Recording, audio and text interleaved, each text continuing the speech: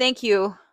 Thank you for increasing diversity by getting Danica Patrick in the paddock. We really that was for women.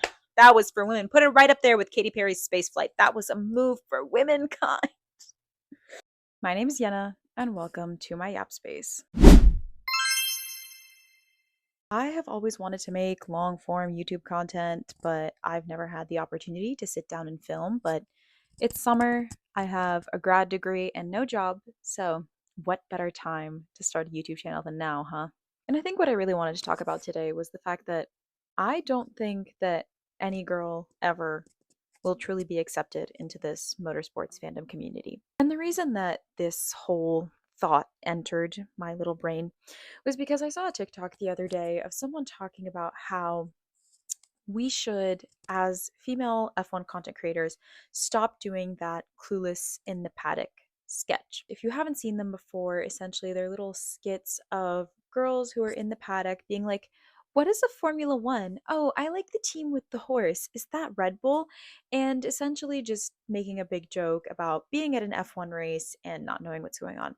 I know, as many, many other people know who watch those videos, that it's a joke that's targeted at those like clueless influencers who get invited to these F1 races and really don't have any clue what's going on. This TikTok that I watched really made me sit and think because the person said that we shouldn't be making videos like this because it creates a space and opportunity for ignorant people, mainly men in the motorsports community, to say, look at how girls act when you let them into the paddock. Look at how women are when you let them around cars. Get back into the kitchen. I opened the comments because I didn't know how to feel about that sentiment, and apparently a lot of other people didn't know how to feel about it. But there's this one comment that really made me stop in my tracks because it said that no matter what we do, we're never going to be let into this F1 motorsports boy club. We're never going to be seen as equal fans. We're never going to be on the same footing as these macho men who just love V10 engines. Bring back the V10s. Guys, this is my moment to say I have absolutely know what a V10 is. I mean, I do know what a V10 is, like theoretically.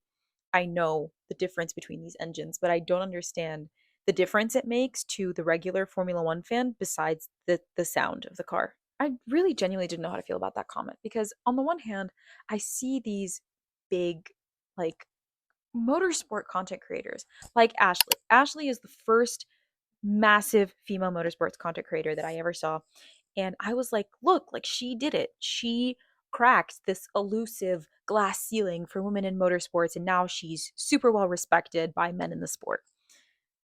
But the more you look at her content and the way that people engage with her, it doesn't seem to be the case. Ashley does everything correctly, like how men in my TikTok comment section say I should approach motorsport. She focuses specifically on performance and strategy. She's very technical. She's incredibly knowledgeable about anything on wheels. And yet, and yet, look at the way that people talk about her in her comment section. She goes, hey, can you help me style this shirt?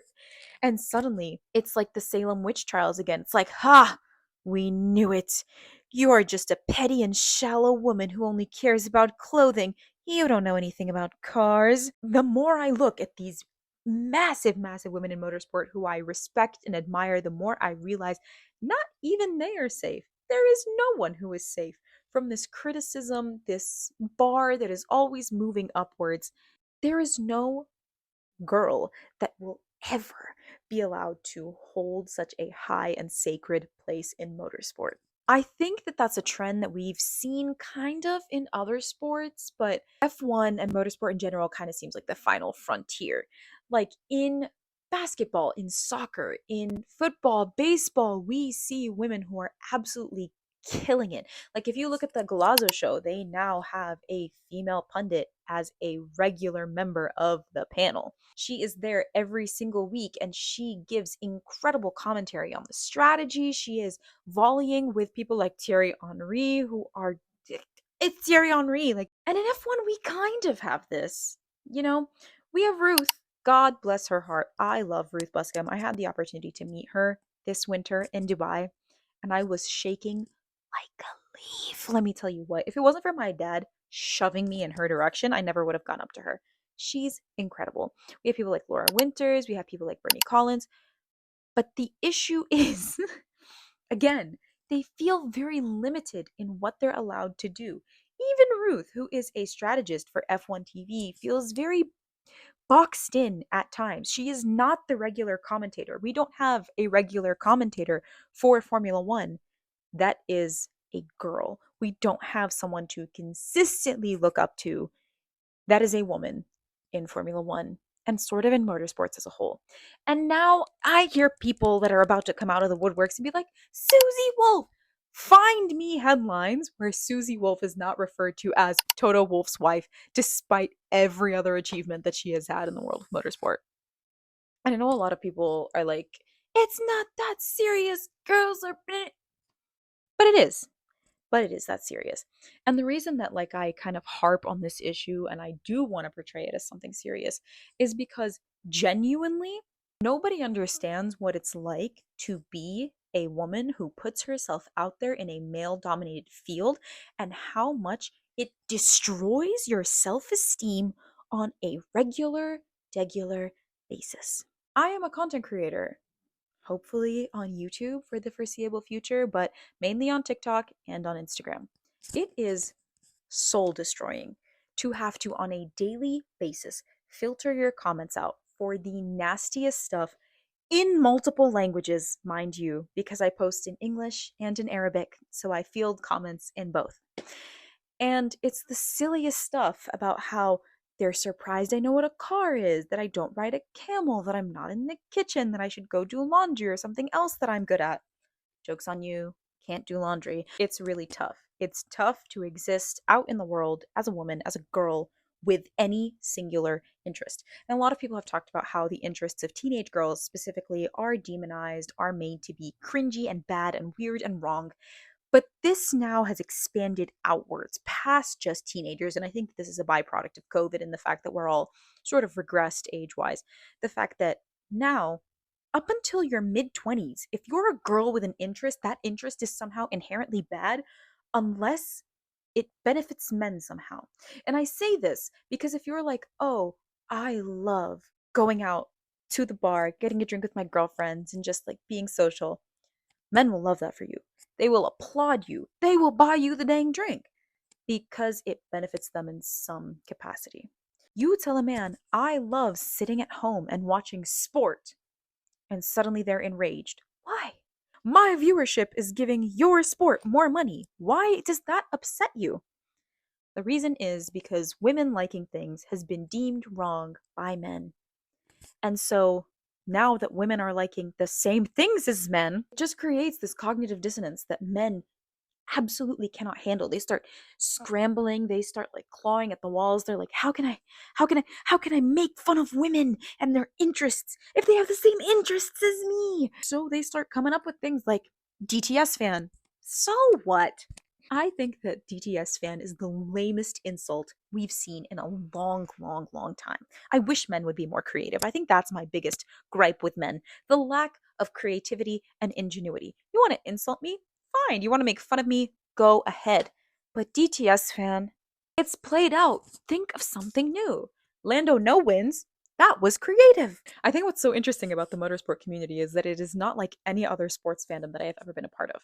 I am a basketball fan. I am a massive soccer fan. I watch the Olympics. I grew up in a very sports centered household. Never in my life have I seen a fan group that is this rabid. Because, like, you look at soccer fans are insane. Insane. And I cheer for FC Barcelona. So, like, on the insanity scale, we're up there. The levels that the fans will reach, usually, for the most part, don't go past like, this is my favorite player, this was an amazing play, this is our rival, we hate him and we hope he like steps on an entire Lego set. In F1, it's just so, I can't think of a word. And do you know how rare that is for me not to be able to think of a synonym? F1 breeds these people who are, as a lot of people have said before, very similar to like boy band groupies or K-pop stans or just like these ultra mega fanboys, almost like Joe Rogan fanboys sometimes. that have these like deep seated beliefs that if you're insulting my driver, you're insulting me, you're insulting my lineage, my heritage, my culture, my beliefs, my morals, my very being. No, I can say I don't like Max Verstappen because he annoys me. That is not an insult to the Netherlands, but people treat it like it is. And again, we see this sometimes in sports. I'm a Barcelona fan. When we have our rivalry games against Real Madrid, things get heated.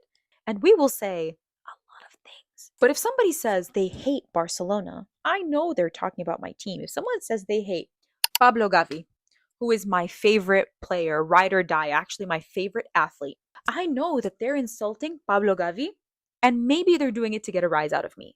I'm not going to twist this and manipulate it and then spit it out with the interpretation of, did they just insult my grandmother? No, because that's not what happened. And what's so disheartening is that, like, in every sport, we have this conversation about uplifting women. European soccer is one of the best at doing this right now. If you look at clubs like FC Barcelona, they do an amazing job uplifting their incredibly talented women's team. Clubs like Arsenal, their women's results and progress is posted on the same account as the men's team. And we see these conversations being had in the United States about the WNBA, about the Women's Soccer League, about now a Women's Hockey League, which I found out about for the first time this year. I didn't even know that was a thing. But you come to F1 and people start to deem you ridiculous or weird or too sensitive for wanting to have this conversation about how women and particularly female fans are treated. I'm not going to talk about this on like a super macro scale, like how they write regulations and how karting is exclusionary to girls. That's not my niche. That's not something I have enough information on, so I'm not going to talk about it, even though it is an issue. The main issue is, and the thing that breaks my heart genuinely, is the way that male content creators in the F1 space treat women and treat women's issues. I have had, I think, only one controversy since I've been a content creator in the F1 space, but it did get a lot of traction. It did get a lot of people talking about the very important issue of discrimination based on country of origin, based on religion, based on ethnicity. I saw a lot of women having these really productive conversations, and I'm not talking about just other TikTokers. I'm talking about women who actually have power and influence in motorsport spaces. And then I get onto the TikTok app and I look at some of the male content creators who are in this space.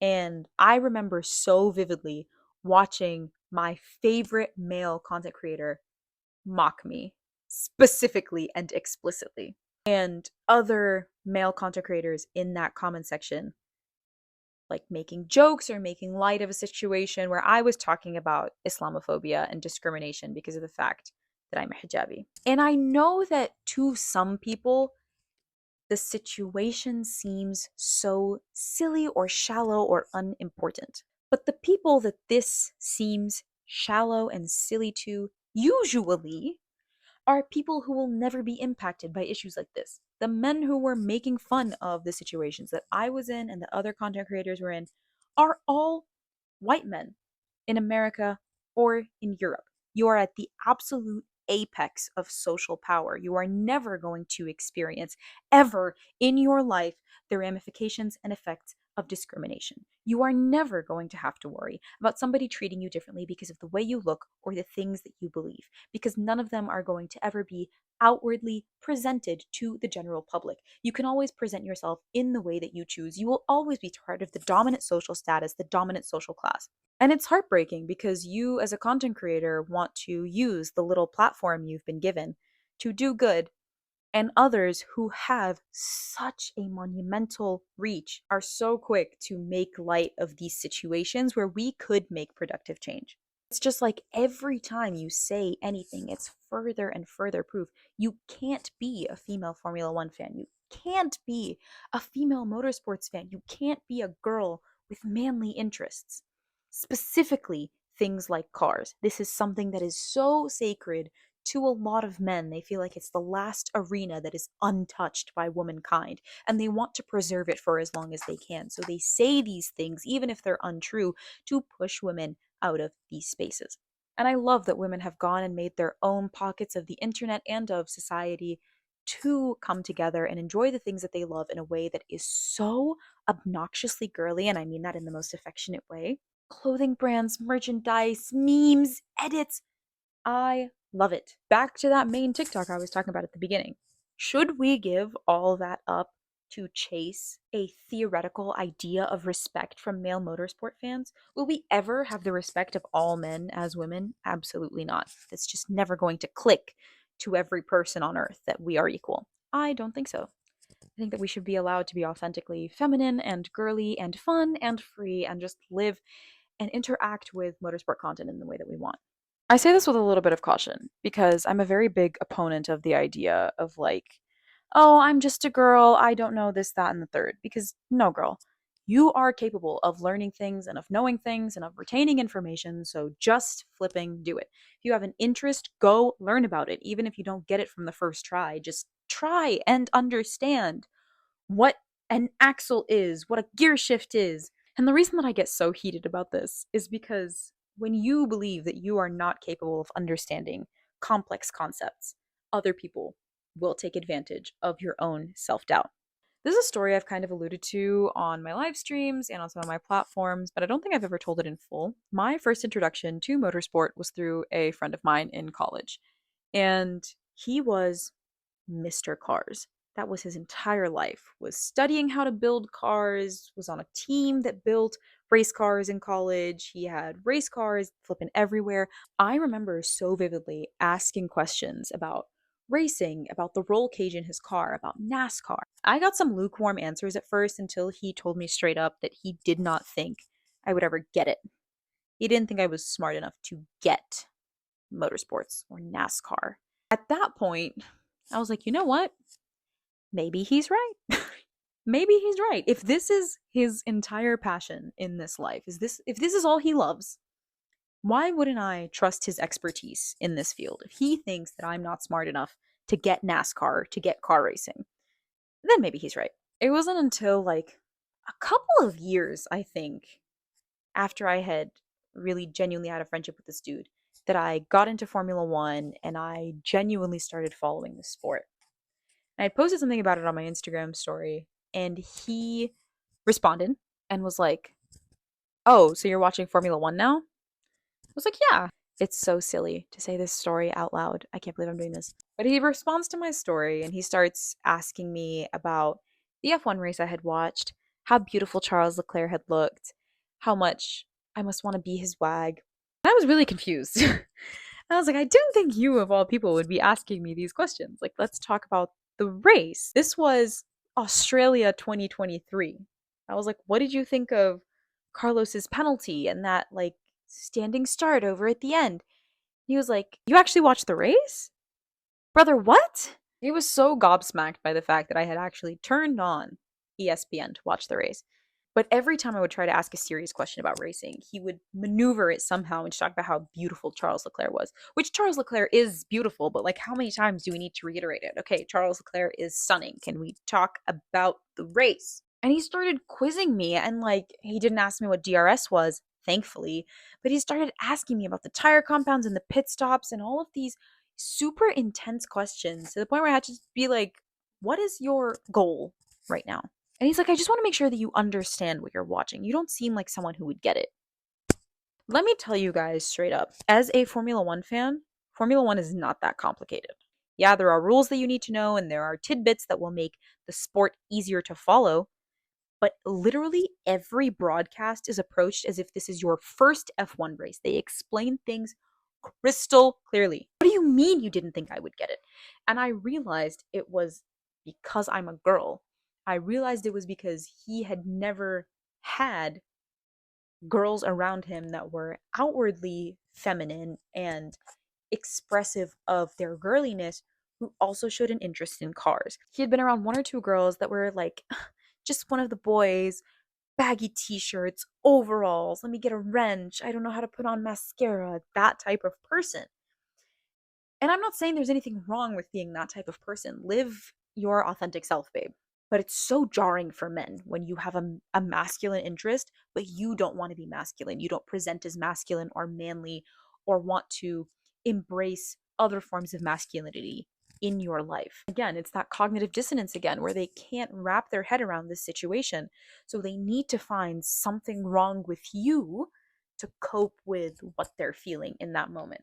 And I think that's why whenever there is drama on F1 TikTok, men come forward and are like, oh my God, these women, they're fighting again. No, brother. Somebody said something stupid and we responded. But you now have an opportunity to assert superiority or dominance over people who you think are not on even footing as you. I just think it's so silly and ridiculous the way that women have been talking for years about the way that they're treated in motorsports. And every year, every month, every race weekend, like clockwork. Oh my, but we have a female race engineer now.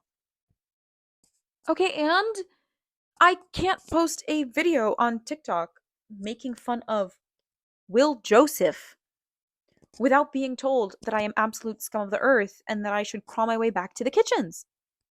That is an issue. And the thing is, when you talk about women's issues, this is the most bland, boring, basic, easy, low-hanging fruit for men to latch onto, and they still don't do it. And again, I'm talking about men with influence. I'm not talking about Dave, who's in his basement chugging a Miller Lite right before quali starts, okay? I'm talking about men who project their opinions to the world. There are actual big issues that if you can't grasp, hey, be nice to women, you're never going to grasp these bigger, more complicated issues.